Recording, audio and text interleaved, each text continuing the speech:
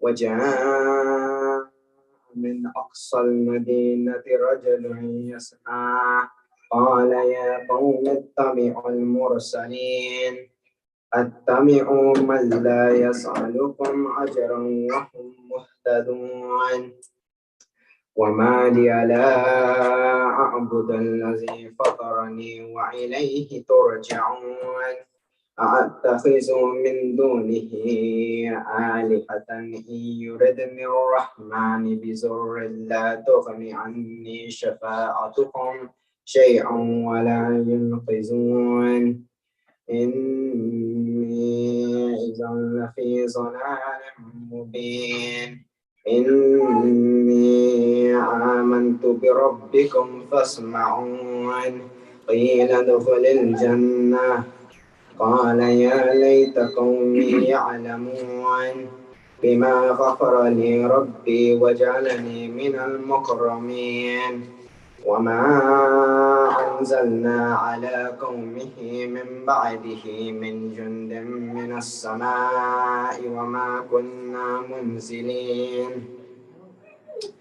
إن كانت إلا صيحة واحدة فإذا هم خامدون يا حسرة على العباد ما يأتيهم من رسول إلا كانوا به يستهزئون ألم يروا كم أهلكنا قبلهم من القرون أنهم إليهم لا يرجعون وإن كل لما جميع لدينا محضرون وآية لهم الأرض الميتة أحييناها وأخرجنا منها حبا فمنه يأكلون وجعلنا فيها جنات من نخيل وأعناب وفجرنا فيها من العيون ليأكلوا من ثمره وما عملته أيديهم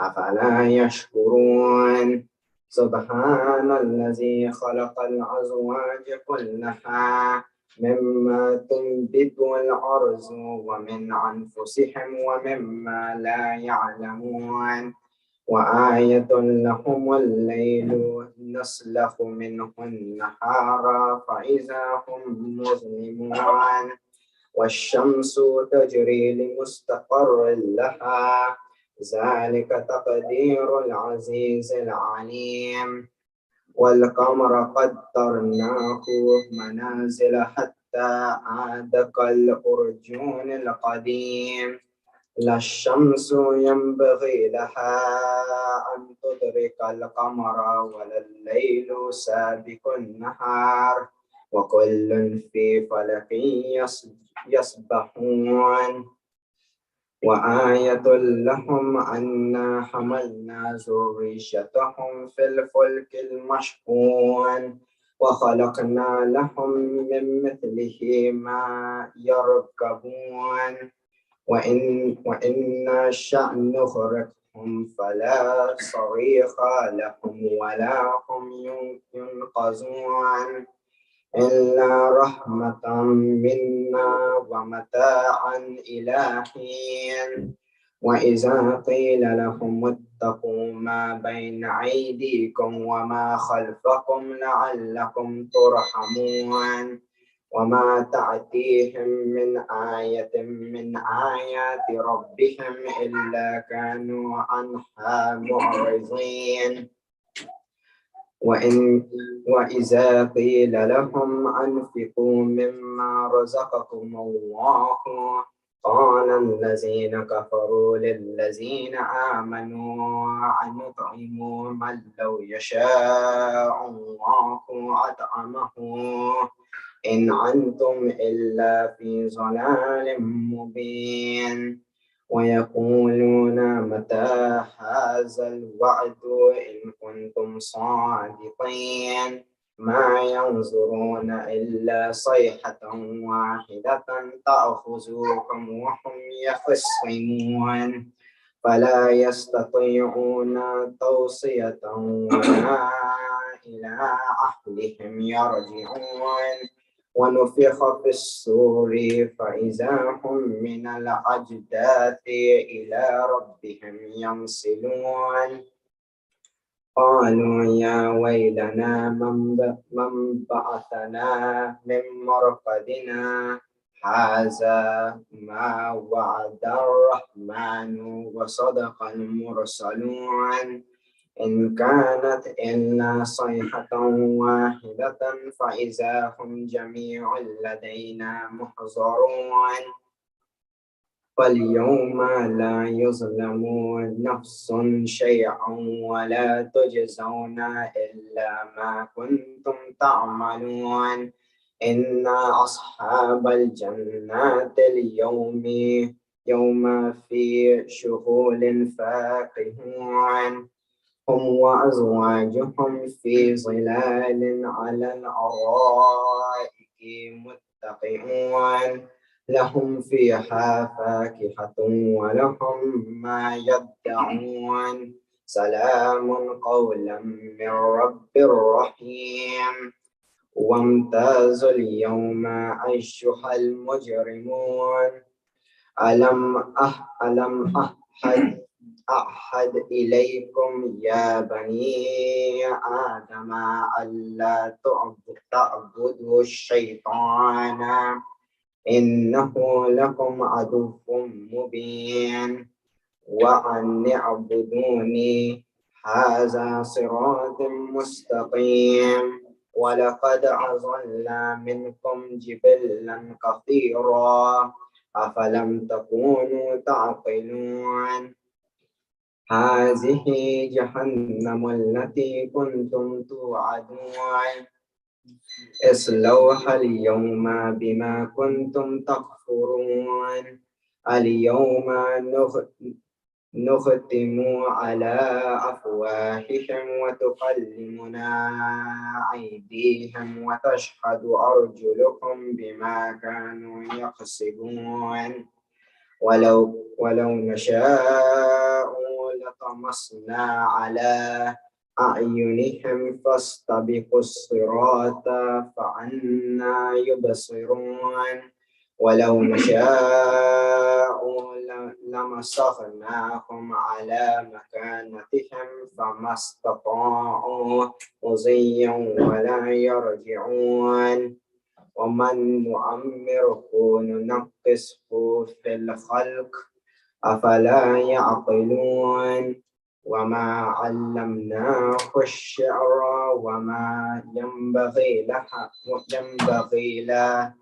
إن هو إلا ذكر وقرآن مبين لينذر من كان حيا ويحق القول على الكافرين أولم يروا أنا خلقنا لهم مما عملت أيدينا أنعاما فهم لها مالكون وذللناها لهم فمنها ركوبهم ومنها يأكلون ولهم فيها منافع ومشارب أفلا يشكرون واتخذوا من دون الله آلهة لعلهم ينصرون لا يستطيعون نصرهم وهم لهم جند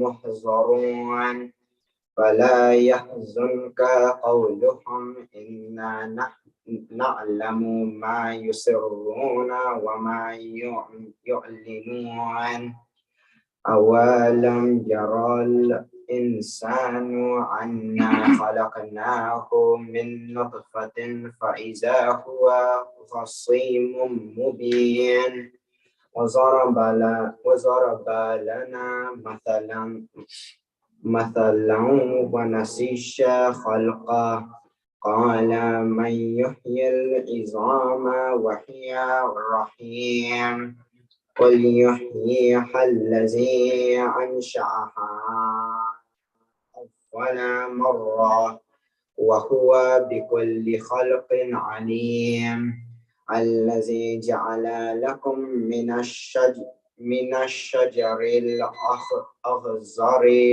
نارا فإذا أنتم منه توقدون أوليس الذي خلق السماوات والأرض بقادر على أن يخلق مثلهم بلى وهو الخلاق العليم إنما أمره إذا أراد شيئا أن يقول له كن فيكون فسبحان الذي بيده ملكوت كل شيء وإليه ترجعون صدق الله العلي العظيم اللهم صل على محمد. جزاك الله. ما شاء الله ما شاء الله. پر محمد و محمد صلوات اللهم صل على.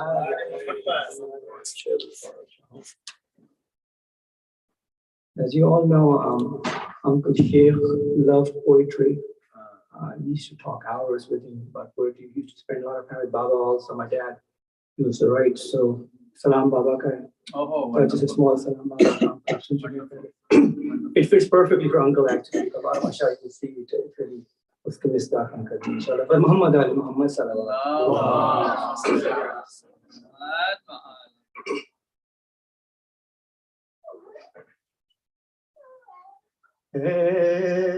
سلامی حضرت شبیر کی کیا شان ہے سلامی حضرت شبیر کی کیا شان ہے ملک ان کا کبھی درزی کبھی دربان ہے سلامی حضرت شبیر کی کیا شان انکل کے والے مر کے بھی زندہ رہوں گا یہ میرا ایمان ہے اور مر کے بھی زندہ رہوں گا یہ میرا ایمان ہے اس لیے کہ الفت شبیر ہی جانے ہے اس لیے کہ الفت شبیر میری جان ہے سلامی اور جی کے مرنا دنیا والوں اچھا بھائی سنیے گا جی کے مرنا دنیا والوں یہ بہت آسان ہے جی کے مرنا دنیا والوں یہ بہت آسان ہے مر کے جینا یہ فقط شبیریوں کی شان ہے سلامی روز میں شر ڈھونڈنا مجھ کو بہت آسان ہے روز میں شر ڈھونڈنا مجھ کو بہت آسان ہے اور میں وہیں ہوں گا جدھر بس فاطمہ کی جان ہے تو انکل کے لیے میں وہیں ہوں گا جدھر بس فاطمہ کی جان ہے سلامی اور ساری دنیا دم بخود ہے اور بہت حیران ہے، ساری دنیا دم بخود ہے اور بہت حیران ہے، ارے یہ سرے شبیر ہے یا بولتا قرآن ہے، سلامی حضرت شبیر کی کیا شان، اور سوئے مقتل چل دیے کہتے ہوئے یہ شاہدی، سر پہ زینب کے ہے چادر، دل کو اطمینان ہے، سلامی حضرت شبیر کی کیا شان، اور بعد اکبر لگ گئی کس کی نظر، نور نظر جاتا رہا، لگ گئی کس کی نظر، نور نظر جاتا رہا، ارے بعد اکبر شاہ کہتے ہیں جہاں ویران ہے، سلامی حضرت مختار صاحب، پانی پانی شرم سے ہے میزبانی بھی ہے تار، اور 3 دن کا بھوکا پیاسا ایک مہمان ہے، اے سلامی حضرت شبیر کی کیا شان ہے، ملک ان کا کبھی درزی کبھی دربان ہے، سلامی حضرت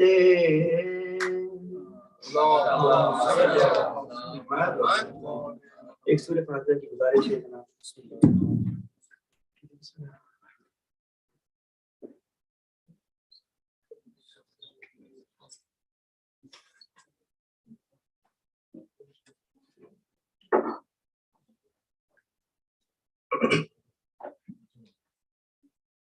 اسی کے چند بید محمد والے محمد اللہم صلی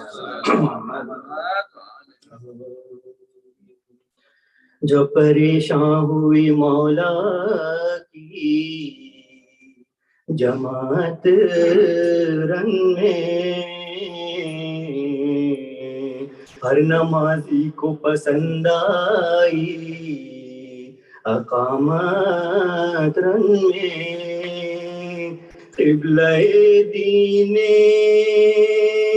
کیا قصد عبادت رن میں، شکل محراب بنی تیرے، شکل محراب بنی تیرے شہادت رن، ارے قل ہوا اس کو امام دو جہاں کہتے ہیں، تیروں کے سائے میں شبی، تیروں کے سائے میں شبی ازا کہتے ہیں، یہ وہ طاعت ہے کہ تنہائی ادا کرتے ہیں، اور میرے عاشق کہے شمشیر رہا کرتے ہیں، اور سر قلم ہوتا ہے وہ شکر خدا کرتے ہیں، صادق الوعدہ یوں ہی وعدہ، صادق الوعدہ یوں ہی وعدہ وفا کرتے، اور ہم نماز اس کے جنازے کی جو پڑھوائیں گے، تم بھی جانا کہ رسولان تم بھی جانا کہ رسولان سلف جائیں آخر ہوئی شہ کی جو نماز آخر ارے دیکھا خنجر لیے بالی پہ کھڑا ہے کافر ارے ننگے سر رن کو چلی آل رسول طاہر ملک الموت پکارا کے ملک الموت پکارا کے ہوں میں بھی حاضر ارے تیغ قاتل نے کہا حلق کی خاطر ہوں میں شہ نے فرمایا کہ تقدیر پہ شہ نے فرمایا کہ تقدیر پہ شاکر ہوں میں ناگہاں آتی آئیے کہ آواز اماں صدقے میرے ماں باپ فدا میں تیرے قربان صدقے ارے کون کون آج ہوا تجھ پہ میری جان صدقے شیر کتنے ہوئے شیر کتنے ہوئے نادان ارے قتل گاہ کو ابھی جنت سے جو میں آتی تھی اور ایک ننے سے لاشے کو لیے جا قافلہ لٹ گیا اماں میرا لشکر نہ رہا جد امجد کی نشانی علی اکبر نہ رہا ارے رہ گیا درد کمر ہائے برادر نہ رہا اب خبر آپ نے لیان کے اب خبر آپ نے لیان کے جب گھر نہ رہا ایک میں ہوں سو مجھے قتل کی مشتاقی ہے بو سکائے نبوی کٹنے کو اب باقی ہر گفتگو مادر و فرزند میں ہوتی تھی روتی تھی فاطمہ مشتاق شہادت شاہ ارے آستی غصے سے قاتل نے چڑھائی ناگاہ خیر جلات کی شہنے حسرت ارے شمر نے پوچھا تمہیں عذر کوئی اب تو نہیں بولے شہ دیکھ لے دروازے پہ زینب تو نہیں آئی صحرا کی صدا شمر تو نابینا ہے در پہ زینب نہیں بالی پہ مگر زہرا ہے اے بے رحم خدا میرے پسر کی کیا ہے آسدی الٹی ہے کیوں دیکھو کیوں کھینچا ارے کیا اسے پالا تھا میں نے تیرے خنجر کے لیے میرے بچے کو نہ کر ذب ارے میرے بچے کو نہ کر ذب ہاں پیغمبر کے لیے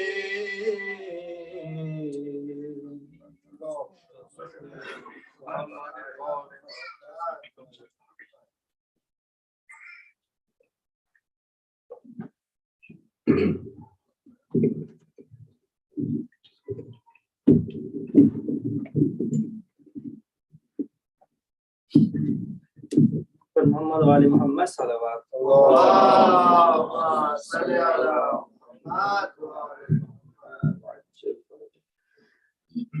fix the camera. Thank you. Just a quick announcement, inshallah. Before we request Maulana Bilal to please come and start the speeches, brothers and just read these names. We do have few speeches from the grandchildren of Uncle. I'd like to request Brother Mustafa to please come and say a few words for Uncle. Salawat.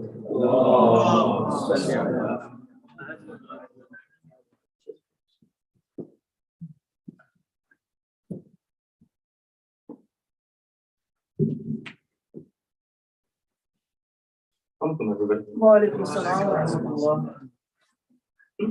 Oh, I'm sorry.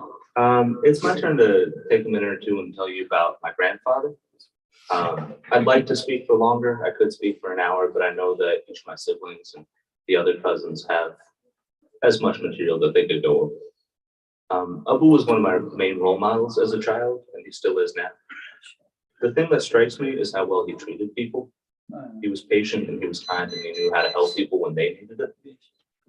There are a lot of lessons from Abu's life. There were a lot of battles that he fought and won, and a lot of good people that he won over.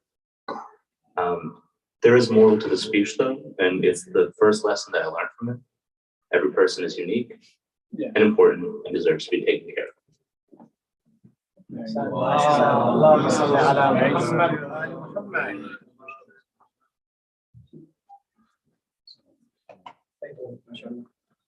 Well said. Good job.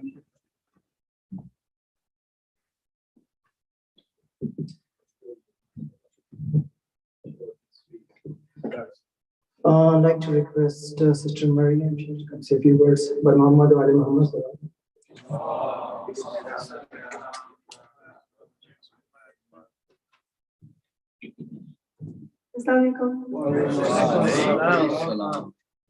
For anyone who doesn't know me, my name is Sheikh, and I'm Abu's first granddaughter. Abu was a kind, generous person who always took care of us. I remember when I was a kid, he would pick me up and my sister every Thursday after school and take us for milkshakes. And whenever I would get a good grade in school, he would give me a generous reward and tell me he was proud of me. Anything I would ask for or any wish that I had, Abu would fulfill it with no questions asked because he would do anything to see his loved ones happy.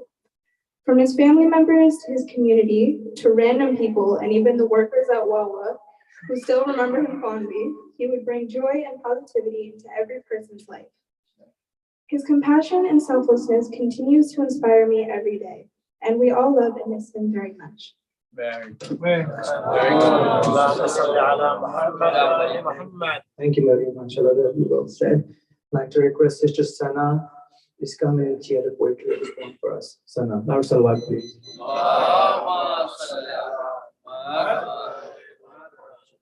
Assalamualaikum. I still remember that day that I died inside, the day where my whole life crumbled. I will never forget that day. You were my whole life. Those days when you would go to Wawa at 2 a.m. The days you would say, how about $1.75 and proceed to give us too much. I miss you so much that it cannot even be put in words. But I know that you're still here with us. I know you will always be here with us. And for that, I will be forever grateful. I love you always and forever. Wow, mashallah. Very good, mashallah. Sana, that was beautiful. Very well said, mashallah. A few years, like in 2-3 years now, and girls are missing so much. It's amazing, uncle's personality, all of us missing him so much. Please say loud salawat. Like to record Maulana Bilal to please come and show the speech with a loud salawat. One more. Muhammad Ali owns a few words to please. Salawat.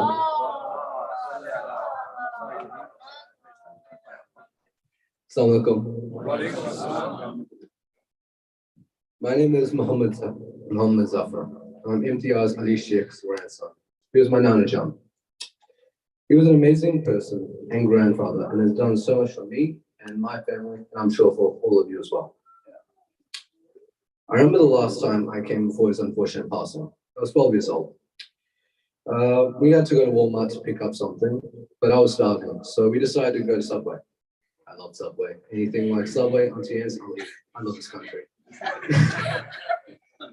Anyway, as obviously his Australian grandson, obviously his favorite. Sorry, Nora, take your place. So we went to get Subway and we caught up, we chatted, and he told me stories. And I just think how lucky I was because 4 days later, he unfortunately passed. He was an amazing person, and I'm sure we'll all miss him. Yeah. Assalamu alaikum wa rahmatullahi wa barakatuh.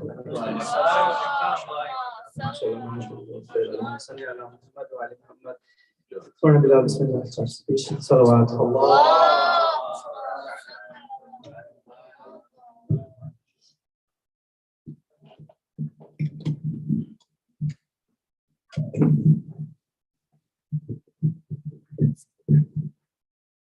رحم الله من يقرأ سورة الفاتحة.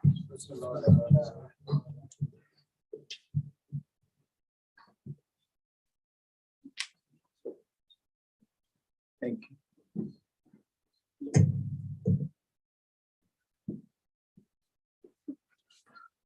أعوذ بالله من الشيطان الرجيم. بسم الله الرحمن الرحيم.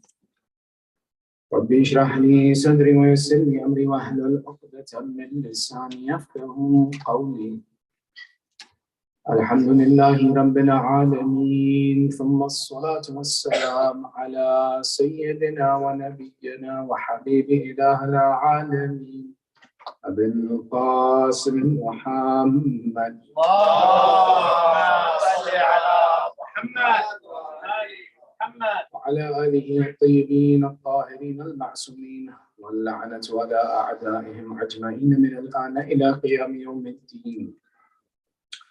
أما بعد، فقد قال الله تعالى في كتابه الحكيم: بسم الله الرحمن الرحيم: وما هذه الحياة الدنيا إلا لهو ولعب وإن الدار الآخرة لهي الحيوان لو كانوا يعلمون.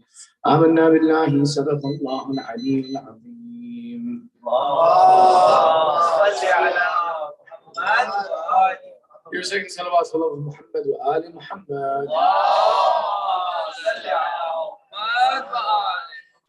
You're allowed to salawat wa ta'ajeel faraj sahib al-asl.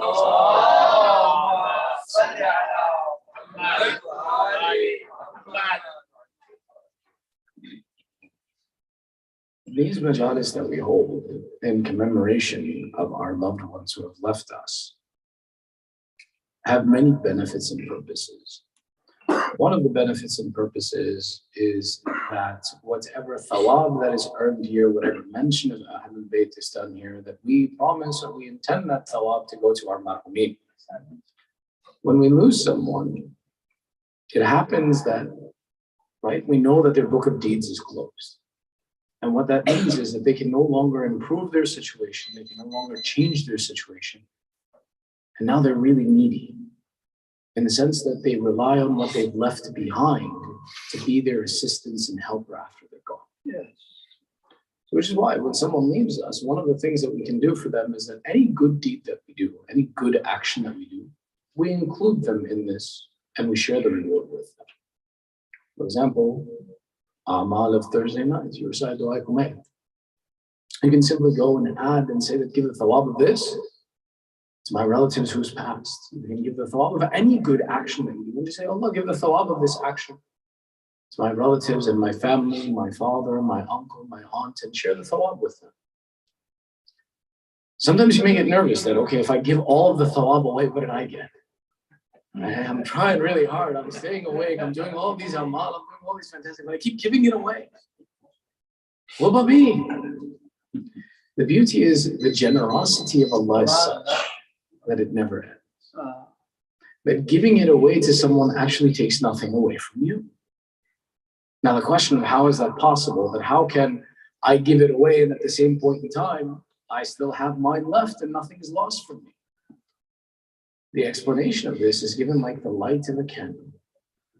From one candle, I can light 1,000 candles, and it takes nothing away from the light of the first candle. MashaAllah, MashaAllah. In the same way, this is why never be stingy. Whatever good deed you do, whatever good action you do, include everyone you can think of in that good action. Remember them by name. Remember them as much as you can. Because that person is now in a state of need. But now everything has been uncovered. They've seen the reality, they know what's happening, and they know everything that they brought with them, and they can't change that anymore. The only thing that they can change is what Allah has described and explained to us through the message of the Ahlul Bayt is called Sawab Jaya. That action which is continuously rewarding. And amongst those actions that are continuously rewarding are an upright child that you leave behind, a good deed and practice that you establish in society, running water that you provide, a tree that you plant. These actions, especially the idea of upright children, our elders, our generations prior to us, they invested in us. They taught us character, they gave us religion, they gave us faith and behavior. And that, as long as it lives within us, is an opportunity for continuous reward to come to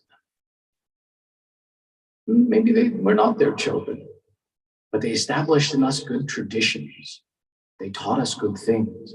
And as long as we continue to practice those good things, we can continue to increase in their reward and improve their condition.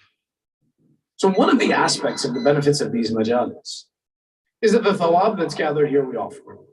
Two, the good tradition that's established in their name through these majalis is a reward from them. And then the continuation of their memory reminds us again and again to include them in all of our good deeds that we do. Why? These are good practices. These are good things. Some things that are in our rituals and our practices and our cultures actually have really important purpose and meaning. And it's on us to discover and pay attention to the fact that we don't just do these things because it's a ritual, but because there's value added to our lives and benefits that we gain from them. Now on to the actual point of the majlis. Sallu ala Muhammad wa ali Muhammad. What is the purpose of life? One of the good practices that we can establish through these majalis is protecting our next generation and taking advantage of this time to learn that how do we make use of life? And one of the important questions that needs to be answered is, what is my purpose of life? What is my goal in life? Now, the idea of answering this question, and you can ask many people and they'll come up with many answers. Some may say doing good deeds, some may say becoming rich, some may say becoming famous. And you get all these answers. But when we look at the context of life and we look at the explanations within the Quran, we realize that none of these are a measure of success and not the purpose of life. Allah, when He talks about life, and when He talks about this life in Surah Ankabut, verse number 64 that we began our discussion with, وَمَا هَذِهِ الْحَيَاةِ الدُّنْيَا إِلَّا لَهْوٌ وَلَعِبٌ وَإِنَّ دَارَ الْآخِرَةِ لَهِيَ الْحَيَوَانُ لَوْ كُنْتُمْ تَعْلَمُونَ. Allah says that this life, مَا هَذِهِ الْحَيَاةِ الدُّنْيَا, and what is this life except for a distraction, a plaything? And certainly the life hereafter is the true life, should you to actually realize this. The significance of this statement tells us that if we want to talk about a successful life, nothing you can attain in this life that is measured in this life will be a measure of success. Because Allah is telling you, it's just a plaything. It's a distraction from your real goal. Which is why in other places in the Quran, when Allah talks about things that are a measure of success in life, children and wealth, He says, إِنَّمَا أَمْوَالُكُمْ وَأَوْلَادُكُمْ فِتْنَةٌ. That your children and your wealth are a source of difficulty for you. They're a trial for you. They're a problem for you. At times He even describes them, إِنَّمَا أَوْلَادُكُمْ عَدُوٌّ لَكُمْ. That your children are your enemies. Now that's not in every case, okay? Don't look at your children and consider them enemies. Let me explain. Let me explain. At the time of the advent of the religion of Islam, when the process of migration began from the city of Makkah to Medina, there were people who submitted to the religion of Islam who wanted to leave the city of Makkah and go to Medina. But their families and their children prevented them from doing this. They actively prevented them and said, don't leave us. Who's going to take care of us? Who's going to provide? We don't want to go with you. If you can't leave us, what will happen to us? And they emotionally blackmailed these men and these family members from being able to migrate for the sake of their religion. In this case, Allah said that they're your enemies. Not in every case, it's not. Be careful. We don't want to consider our children our enemies. It makes for an uncomfortable home environment. But Allah is telling us that these measures of success that you look for as a sign of success that you've attained something don't mean anything. So the question remains unanswered. What's the purpose of life? What's my goal in life? What do I need to achieve? And when we take a look at it, that if Allah is telling us, and we look at it intellectually as well too, that as human beings we see that whether we take a look at Steve Jobs or we take a look at wealthy Rockefellers and the history of wealthy men in the history of this world, they died. They died the same way a poor man dies. And sometimes a poor man outlives a wealthy man, so therefore wealth can't be the measure of success, because you can be dead and wealthy, and a poor man continues to live in that situation. Children can't be the measure of success because you still die.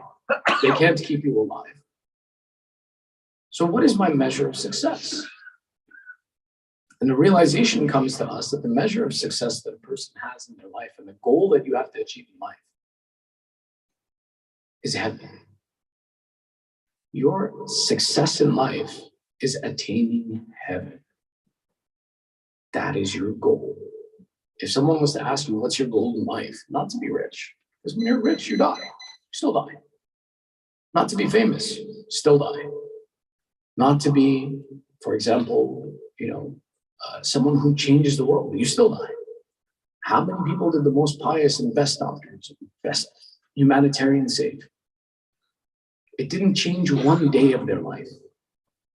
All right, let's look at an example. Everybody's okay? Sallu ala Muhammad. For keeping it in the secular realm, well, close enough to the secular realm, let's take a look at two examples. Mother Teresa, supposedly saved. I say supposedly because there's some argumentation about her history and her legacy that she's left behind. Supposedly she saved many children, thousands of children.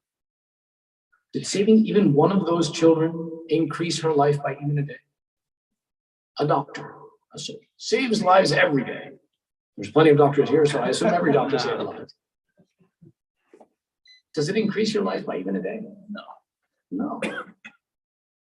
Someone like Saddam killed millions of people. Millions of people. Did his life get shortened by even a day? No. Meaning that this life and what happens in this life is not a measure of success or failure, because there's no consequence that you see in this life that impacts you well enough to change your life. To significantly give you more time in life or less time in life. Nothing changes. So therefore, the measure of our success we don't see in this world, but rather that there has to be some place where there is an accounting for this. And all those lives that the doctor saves, and all those lives that the oppressor takes, that there's a place where compensation for these actions takes place. No matter how bad the person is, I can only kill him once. I can't do anything after that. There's nothing more I can do to him. He took all these people's lives, and all I can do is take one life. That tells me as a certainty that something has to exist where justice exists. Yeah. And my goal is in that place of justice to attain success. Therefore, the true measure of success in life is heaven. And this is where we see the statements of Amir al-Mu'mineen Ali ibn Abi Talib. I know they said you first, but if the salawat stops, I stop. Right? No one goes to sleep. Huh? Imam Ali gives the explanation. He says, you were created for heaven. Sell your soul for nothing less than heaven. MashaAllah. This is our purpose of creation. This is what our goal in life is. Now the question comes, how do I get to heaven?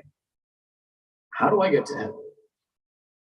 And for that, we understand that the fundamental of getting to heaven is having faith. Say it with me. Bismillah ar-Rahman ar-Rahim. Wal asr. Inna al-insana lafi illa alladhina wa amilu as-salihat wa tawasaw صدق الله العلي العظيم صلوا على محمد.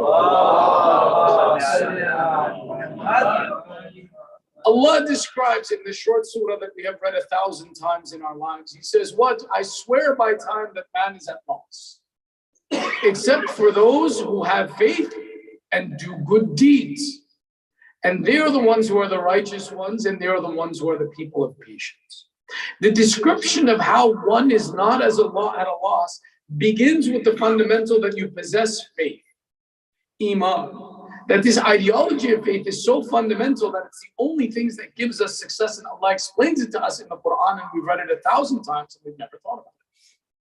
Our biggest responsibility, if you want to get to heaven, is preserve your faith, protect your faith. The way that we know that this is true is when we even look at the scriptures of Islam and any other religion that talks about judgment and authority of Allah, that the fundamental by which you're rewarded, Allah says, is did you have faith? Now, in the Shia tradition and the Muslim tradition in general, but more so the Shia tradition in specific, we see the impact of this faith in its association with death. Now, you think about, you hear about the Day of Judgment, and the Day of Judgment is a scary thing. Allah describes it in very frightening manner. يَوْمَ يَكُونُ النَّاسُ كَالْفَرَاشِ الْمَبْثُوثِ. It'll be like a mob, this gathering. People will be, it's a difficult and frightening thing. But every description of the Day of Judgment talks about that there are 50 stages you'll have to transpose, you'll have to go through 50 phases, and each one will ask you about prayer. And our sixth Imam explains, he says, أَوْلُ مَا سُئِلَ بِهِ يَوْمُ الْقِيَامَةِ سَلَةٌ فَإِنْ قُبِلَتْ قُبِلَتْ مَا سِوَاهُ وَإِنْ رُدَّتْ. Okay, you guys don't know that one, okay. Imam Sadiq explains this on the Day of Judgment of 50 stages. The first one will be salat. If your salat is accepted, everything after that will be accepted. And if Allah doesn't accept your salah, He won't accept anything else from you. But pay attention, this is interesting. The first station on the Day of Judgment is prayers. What am I going to be asked about Islam? Islam is not a question on the Day of Judgment. We talk about the book of deeds being discussed on the Day of Judgment. We don't talk about Nabuwwat being discussed on the Day of Judgment. You see, this is where it gets interesting and it's important to pay attention to. Allah has created a system and organized everything. And that system of organization begins from your moment of death. That as soon as you die, you're given a category and a file. And that's the file with which you're raised on the Day of Judgment. Which is why the discussion of faith doesn't happen on the Day of Judgment. It happens as soon as you die. When we bury someone, we recite something called talqeen, which is a reminder. And what we're doing in this reminder is saying that after this moment, you're going to be asked about your faith. Who is your Lord? What is your book? What was your Qibla? Who was your Prophet? Who is your Imam? Will be asked immediately as soon as you die. And however you answer those questions is how you will be raised on the Day of Judgment. Every nation will be raised with their Imam. When was your Imam decided? Your Imam was decided the moment you died. Allah has established the system that the questions of faith and ideology, you have to answer immediately upon closing your book. And you have to deal with the consequences of how you answer those questions for the rest of eternity. You don't get a second chance. And this is why we perform talqeen, that we remind the person that who's leaving us, and we say to them, Isma, ifham, listen and understand, listen and understand. If the two angels come to you and they ask you about who is your Lord and what is your book and who was your Prophet, who was your Imam, what was your Qibla, don't fear, la takhaf, don't be afraid. And answer them, Allah Jalla wa Jalaluhu Rabbi. And answer them that Allah is my God, and the Quran was my book, and the Prophet Muhammad sallallahu alaihi wasallam was my Prophet, my Imam. The significance of mentioning this is understanding the first thing that you have to answer and talk about as soon as you die is your faith. And that will decide your entire future and what comes afterwards. And what happens to you after you leave this world. So as a consequence, we want to make sure that when we decide I want to go to heaven, I need to pay attention to my faith. Because however I answer those questions about my faith will set the forecast of what will come for me forward and how I will answer the questions of the Day of Judgment and how I will survive this difficulty and challenging time that comes ahead. The point in mentioning all of this is to say that today, when I say my goal in life is to go to heaven, the way that I ensure I go to heaven is preserve my faith, protect my faith, and invest in my faith. All of my decisions in life, faith and my goal to go to heaven need to be a part of that decision. When I decide where I want to buy a house, how does that decision of buying my house impact my goal to go to heaven? Is there a community nearby? Is there a place that I can preserve my faith? Are there people who will be assistants to me? Are these resources present in the place that I look at when I go to decide where I want to buy a house, where I want to go to school? What will the impact be on my faith, on my religion? I need to be able to answer these questions before I make the decision where I go to school. Who do I marry? This is an important conversation. When we talk to our children, when we talk to our next generation about getting married, one of the questions is my spouse going to be someone who helps me get into heaven? Is my spouse someone who shares the same goal with me of going to heaven? Or is this person simply interested in this world and they just want to make money and have a good life and have fun? Why am I marrying this person? It's a serious question and consideration that my goal is to go to heaven. I need someone who understands my faith, understands the significance of this faith in assisting me going to heaven. And how do I make sure that this person agrees with me and will help me complete my goal? The purpose of marriage was always intended to be someone who's your partner in assisting you to complete this journey to heaven. Look at the way that the Holy Prophet asks Imam Ali ibn Abi Talib alayhi salam. The day after he marries Bibi Fatima, he says, how did you find Fatima? Imam Ali replies, he said, I could find no better partner for me in the worship of Allah than Fatima. Meaning, if you want to get married, look at the way, what's my goal? Am I achieving my goal? Am I achieving my goal of going to heaven? This is an important factor to take into consideration. That if I'm not going to sell my soul for less than heaven, then the people who are around me, are they helping me achieve my goal? Are they inhibiting my goal? This goal of going to heaven, so important. So important that it is the consequence and inheritance of every generation before us who has gone through the difficulties of finding the best path to go to heaven and preserving the best path to go to heaven. All of us that are sitting here in this room right now are the consequence that someone in our history, someone in our families realized that my goal is to go to heaven, and the best way to achieve that goal is through the religion of Islam and through the wasila of Ahlul Bayt. Yes. And they attached us to this path. And they gave us this inheritance to protect and preserve.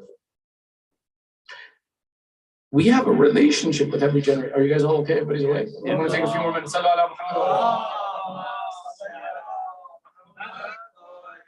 you're going to sleep, I can go on. There's a connection between every generation and us.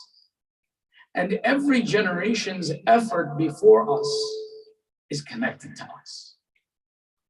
If you look at, for example, even in the ahadith of promoting Hajj, right? In the ahadith, the narrations that promote Hajj, one of the comments is that when one of you goes to Hajj, you take your 7 previous generations and next 7 generations with you to Hajj. MashaAllah. Meaning that this action is a culmination of everything that came before you. And it has an impact of everything that will come after. This is what we're doing. We're connected to these generations and the efforts that they made. And the good that we do benefits them as well too. Which is why the goal of every generation is not to become wealthier than our fathers and our forefathers. Not to become more famous than our forefathers. Not to become more established in society that we have now and what our fathers did not know. Because guess what? We're going to die too. Allah describes this. He says, be careful that this life is a plaything and it's tafakhurun wa zinatun bainakum. This is a thing that you boast about and you enjoy amongst yourselves.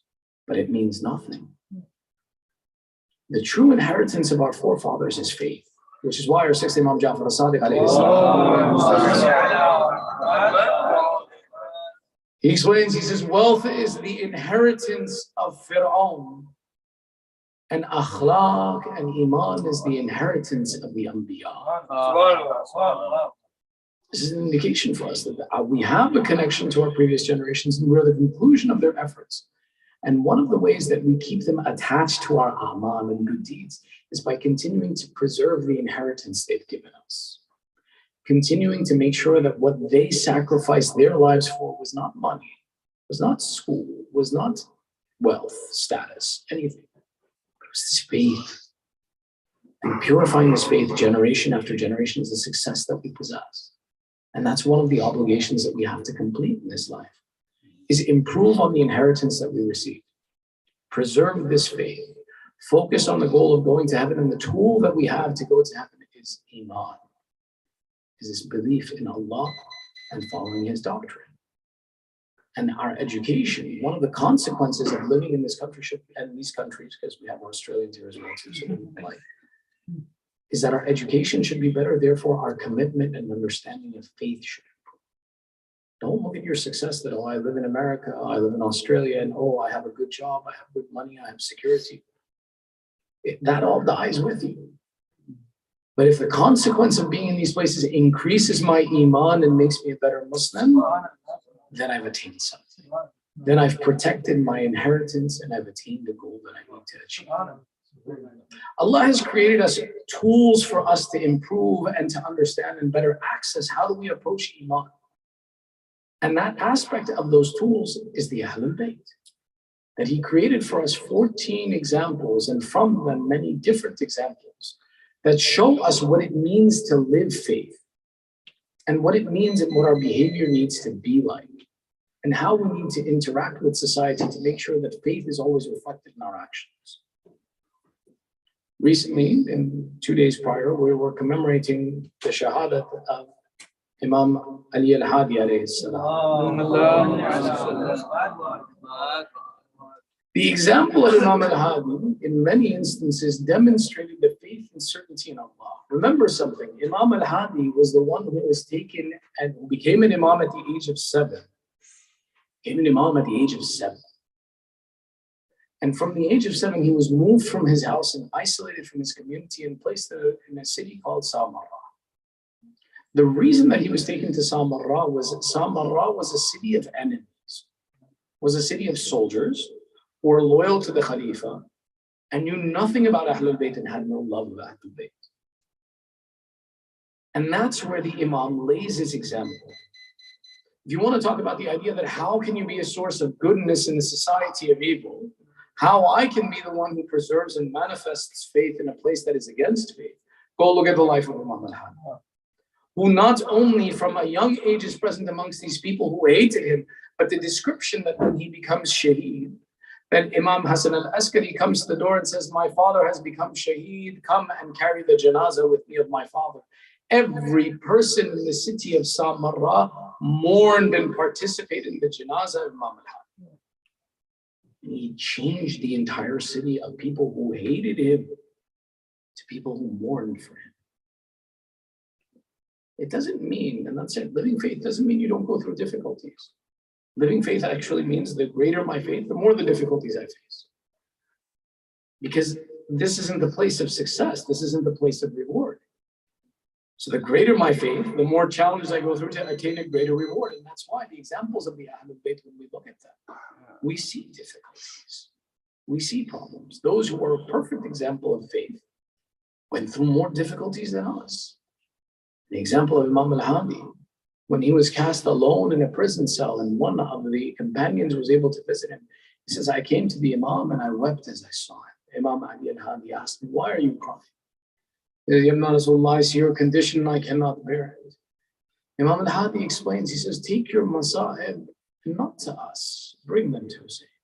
He says, you look at me and you cry, had you seen my father Hussein alone in Karbala, encircled by the enemies, encircled by those who were thirsty for his blood, what would you have done in that condition? They describe and say that when Imam al-Hadi was poisoned, there was one person who came to him and could sit next to him and comforted him in this condition. It was his sister Hakima who came and sat by his head and held his head in her lap. Sayyidah Hakima, the sister of Imam al-Hadi, was the companion in his time of his difficulty and in his poisoning. But oh Hussein, there was your sister in Karbala who wanted to comfort and console you but could come no closer than a hill by which she watched and saw that there is a single man encircled by an entire army. And she would look at this condition and say that this man is covered in so many wounds that there is no way for me to recognize him. From this hill, she called out, "A'anta akhi? Are you my brother?" They describe the condition of Abu Abdullah was such that he could not answer because of the pressure upon him. Remember, this is that moment when they said, we saw Hussein ibn Ali covered in his blood in such a way that whenever he would breathe, blood would come out for him. They had attacked him with spears and swords in a way that they could not tell if Hussein was alive or dead. Again, she called out, "A'anta akhi Hussein, jawabini. If you are my brother Hussein, answer me." Still, Abu Abdullah did not have the ability to answer until finally she called out, "Bihaqqi ummina Zahra idha anta akhi." By the rights of our mother Zahra, if you were my brother, then answer me. Oh, the one who wanted to comfort her brother Hussein, but there was no way for her to be with him. She called out, "Oh, my son, you stand and you watch and the son of Zahra is killed." Abu Abdullah called out, "Oh, Zainab, Hussein is alive, return to the tents." Zainab is that sister who was not permitted to comfort her brother in his life, but only got to sit next to him after his shahadat, where she raises her hands and calls out, "Allah yatakabbal minna hadha al-qurban." Oh, Allah, accept this sacrifice from us. ألا لعنة الله على القوم الظالمين وسيعلم الذين ظلموا أي منقلب ينقلبون إنا لله وإنا إليه راجعون رضا بقضائه وتسليما لأمره ندعوك باسمك العظيم الأعظم الأعز الأجل الأكرم. Raise our hands and we call out 10 times. Ya Allah, Ya Allah, Ya Allah, Ya Allah, Ya Allah, Ya Allah, Ya Allah, Ya Allah, Ya Allah, Ya Allah. يا محمود بحق محمد، يا أعلى بحق علي، يا فاطر السماوات بحق فاطمة، يا محسن بحق الحسن، يا قديم الأحسان بحق الحسين. Oh Allah, accept this small ibadah from us. Ya Allah, give the thawab of this majlis to Marhum Dr. Imtiaz, Sheikh, and all of our marhumeen of those who are. Ya Allah, give the thawab of this majlis to all those who are in need of dua, those who have asked, and those who have not asked. Oh Allah, we have gathered here with hajat by the rights of this majlis and mention of Ahmed. Fulfill the hajat of the mu'mineen.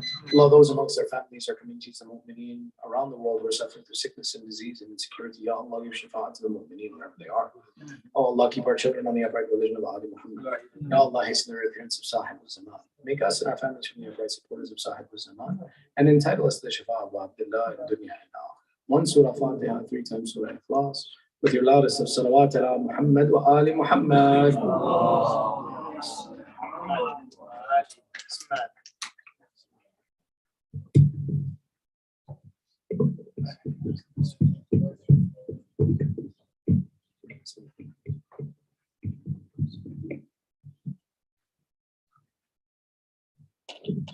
Just a quick announcement, reminder, inshallah, tomorrow we'll have a gesture of our first Imam at 5:30 p.m. with the Mazin Maghrib, and on behalf of families of Dr. Musa Jafri and Ashma Jafri, please join us tomorrow at 5:30. We'll have Jamaat prayers, and inshallah we'll start the gesture after the namaz tomorrow at 5:30. Jazakallah.